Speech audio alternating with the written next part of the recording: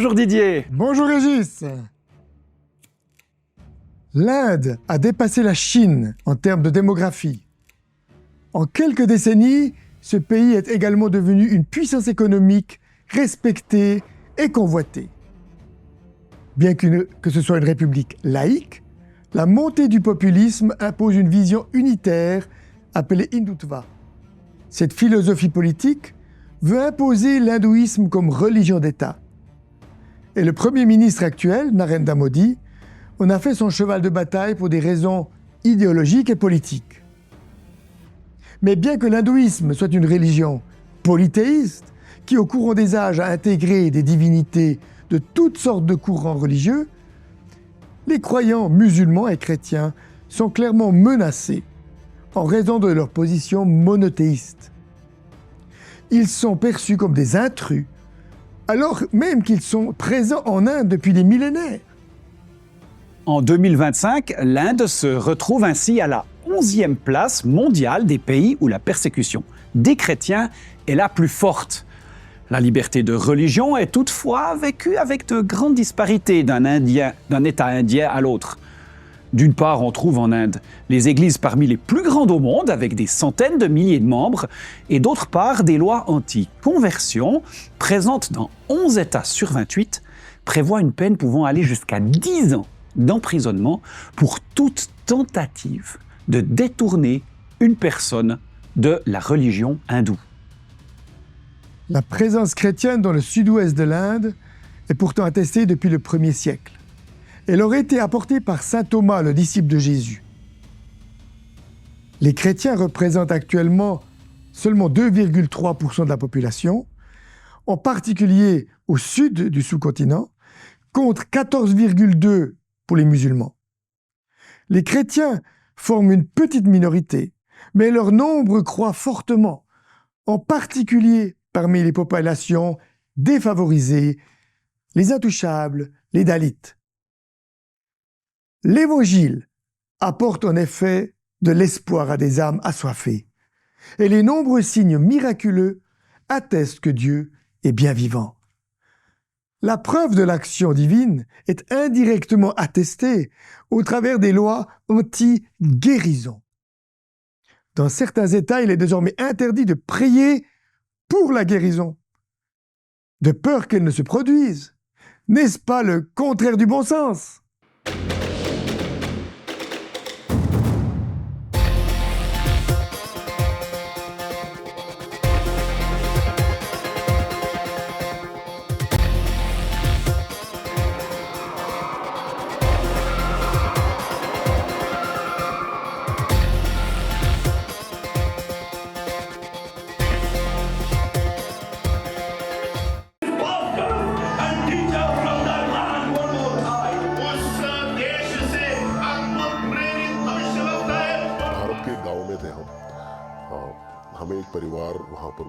Avec une équipe de notre église, nous avons été invités dans un village. Nous voulions y tenir une rencontre de prière chez une famille chrétienne. Nous venions de commencer quand un grand groupe d'activistes hindous s'est déployé. Le leader nous a menacés et demandait ce que nous faisions là. J'ai répondu que nous ne faisions que prier. Il s'est mis à hurler « Nous ne l'autorisons pas! Vous ne partirez pas d'ici vivants !» Ils ont commencé à nous rouer de coups. Nous nous sommes barricadés dans une pièce, mais ils ont apporté des bidons d'essence et nous ont menacés de nous brûler. Par la grâce de Dieu, les policiers sont soudainement arrivés sur place. Ils nous ont escortés à travers la foule en fureur jusqu'au commissariat. Là, nous avons appris qu'une organisation extrémiste hindoue avait intenté un procès contre nous. 6 d'entre nous étaient convoqués devant les tribunaux. Nous avons été retenus en prison jusqu'à l'audience principale. Les accusations étaient épouvantables. Le premier jour est passé, puis le second et le troisième jour. Nous n'avions qu'une seule envie, celle de sortir. J'ai alors comme senti que Dieu m'invitait à servir les gens du lieu. Nous avons alors commencé à prier pour les gens et à partager l'évangile. Plus d'une douzaine de personnes ont accepté Jésus. La grâce de Dieu était avec nous même si l'incertitude de ces jours nous donnait du fil à retordre. Le 17e jour, nous avons été enfin relâchés. Nous avons bénéficié d'une audience étonnamment équitable. Le juge a perçu les motivations religieuses des plaignants et nous a même demandé une Bible. L'attaque, l'arrestation et le temps en prison nous ont totalement surpris. Nous n'y étions pas préparés. Mais Dieu était avec nous et nous a donné la force nécessaire, jour après jour.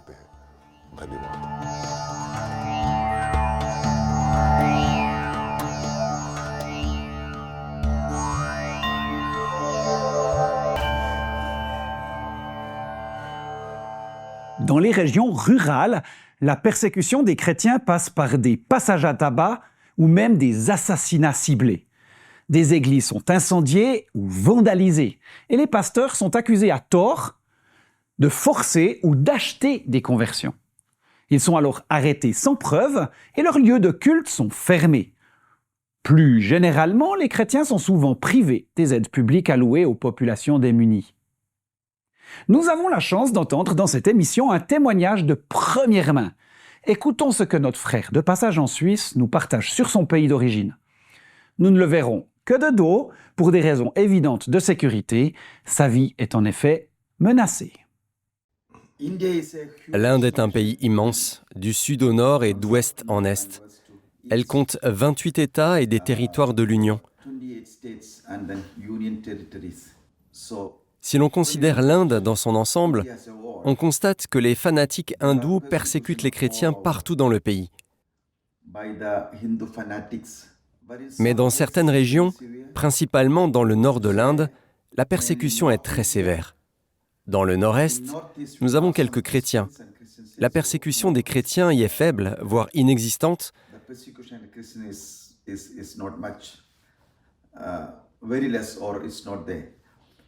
Dans le sud de l'Inde, il y a une présence chrétienne. Et le sud de l'Inde est un peu plus alphabétisé et développé. La persécution y est donc beaucoup moins importante que dans le nord de l'Inde, mais la situation dans le nord est aujourd'hui très mauvaise, car les fanatiques hindous détruisent et ferment toutes les églises avec l'aide du gouvernement au pouvoir.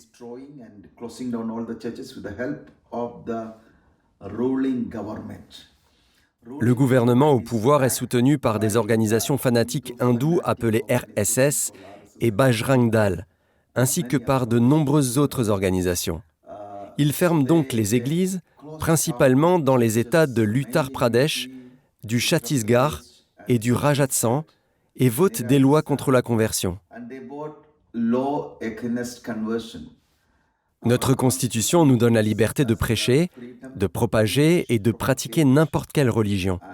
Mais ils adoptent des lois pour emprisonner les gens en raison de leur foi, et ils les accusent à tort de convertir de force ou de convertir les hindous en les apaisant, en leur donnant de l'argent ou autre.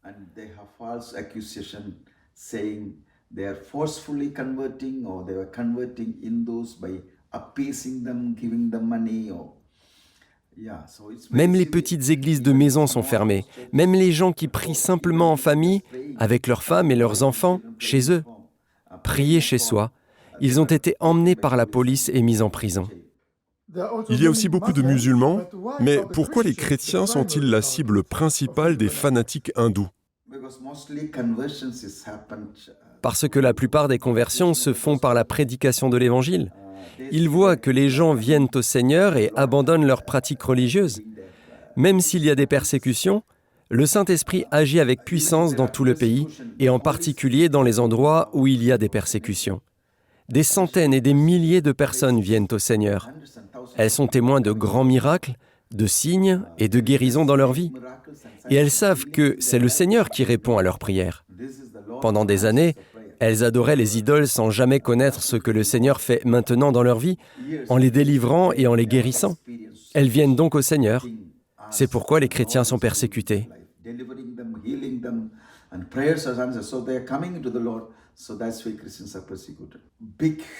Il y a de grandes, d'énormes églises. Des milliers et des centaines de milliers de personnes se rassemblent grâce aux miracles, aux guérisons et à la délivrance que ces hindous reçoivent du Seigneur et viennent à lui.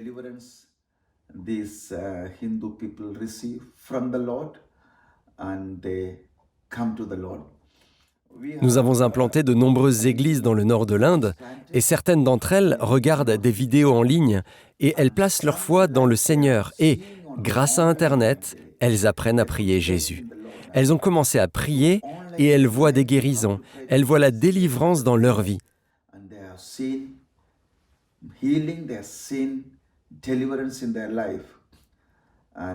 Nous sommes allés dans un endroit et avons baptisé 27 personnes. C'était la première fois que nous visitions cet endroit, mais avant cela, elles étaient déjà connectées et regardaient les messages en ligne. Dieu est donc à l'œuvre dans le nord de l'Inde, malgré la persécution.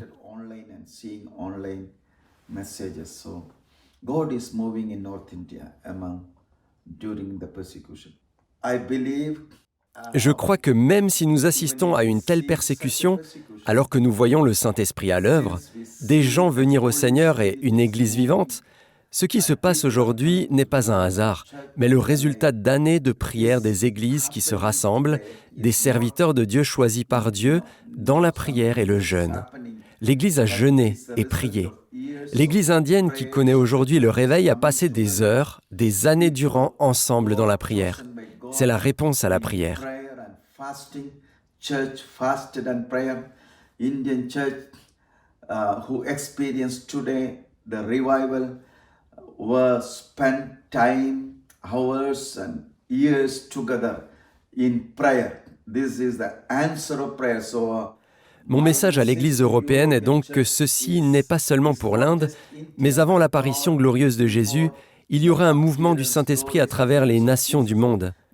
Nous devons nous réveiller et commencer à prier et à attendre du Seigneur un mouvement de Dieu dans notre lieu, dans notre ville, dans notre Église. L'effusion du Saint-Esprit, car il a promis « Je répandrai mon esprit sur toute chair ». C'est donc le moment.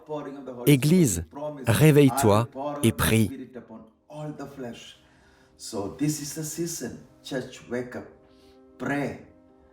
Tout au long de son ministère qui a duré plus de 35 ans, l'apôtre Paul a été confronté à l'opposition, à la violence religieuse et à la contrainte étatique. Il a injustement été frappé, fouetté, enchaîné et est finalement mort en martyr à Rome. Mais sa rencontre du Christ sur le chemin de Damas a profondément transformé sa personnalité. Son vécu, de Dieu qui se révèle au quotidien, la conduite par l'Esprit, les signes miraculeux qui accompagnaient ses paroles, toutes ces expériences l'ont confronté dans la certitude qu'il nous livre dans la lettre aux Romains au chapitre 8. Oui, j'en ai l'absolue certitude, ni la mort, ni la vie, ni les anges, ni les dominations, ni le présent, ni l'avenir, ni les puissances, ni ce qui est en haut, ni ce qui est en bas, ni aucune autre créature, rien ne pourra nous arracher à l'amour que Dieu a témoigné en Jésus-Christ. Paul a frôlé la mort à plusieurs reprises, et pourtant cela ne l'a pas refroidi dans sa foi. Au contraire, il se dit prêt à donner sa vie pour rencontrer son Seigneur, tout en acceptant de poursuivre la route sans rien en changer, si c'était la volonté de Dieu. Et de toute façon, rien ne peut le séparer de l'amour du Christ sur terre comme au ciel. C'est également l'expérience que font des milliers de chrétiens qui font face à l'opposition et la persécution de par le monde. La vie avec Christ est tellement plus exaltante, lumineuse, que le cheminement dans un monde mercantile, matérialiste. Un retour en arrière vers la vie d'avant n'a pas d'intérêt.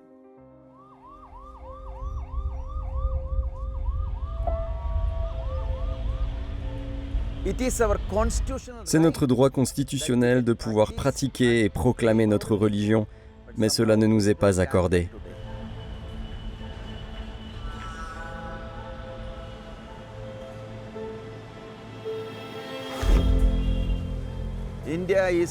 L'Inde se trouve désormais à la 10e place de l'index mondial de persécution et elle est en train de remonter dans le classement.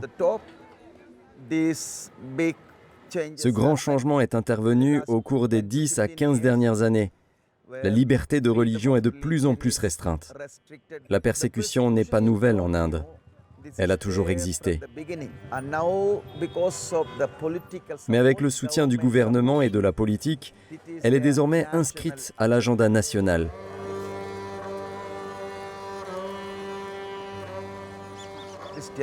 Le christianisme est une religion étrangère et l'Inde doit en être purifiée.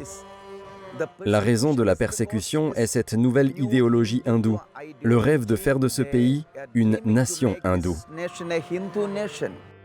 Les groupes radicaux ont recours à la violence. Ils frappent les gens, les tuent, ils détruisent. Bien sûr, tout cela est illégal, mais le gouvernement les soutient quand même. La police et le système judiciaire les soutiennent, ce qui est contraire à notre constitution. La persécution existe partout dans le pays, mais elle est particulièrement importante dans certains États.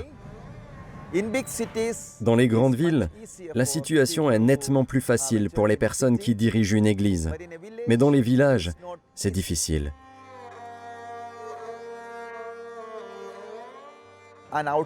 Qu'une personne extérieure y prêche, c'est impossible aujourd'hui. Mais nous devons trouver un moyen pour que les autochtones puissent venir au Seigneur et prêcher dans l'esprit. Nous savons que Dieu a un plan et un destin pour ce pays. Alors que la persécution augmente, nous voyons que les églises grandissent partout. Et nous voyons que là où la persécution s'intensifie, des centaines et des centaines viennent au Seigneur. Lorsque ces nouveaux croyants font l'expérience de la paix et du bonheur que le Seigneur peut leur donner, ils prêchent l'Évangile avec une vraie passion. Les persécutions peuvent détruire un bâtiment d'église, mais elles ne peuvent pas détruire la véritable Église, le corps du Christ. Nous croyons qu'un grand réveil est en train de se produire dans ce pays. Beaucoup de gens seront sauvés.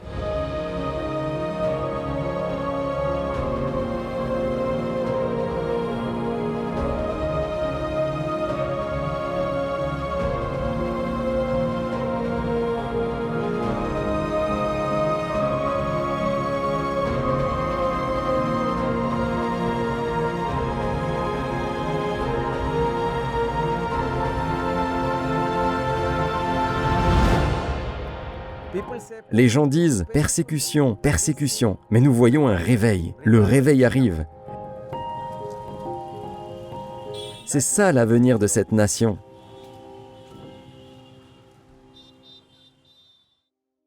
La persécution des chrétiens en Inde est systémique dans certains États, alimentée par le nationalisme religieux et facilitée par des lois discriminatoires. Malgré cela, les chrétiens indiens continuent à vivre leur foi avec courage et persévérance.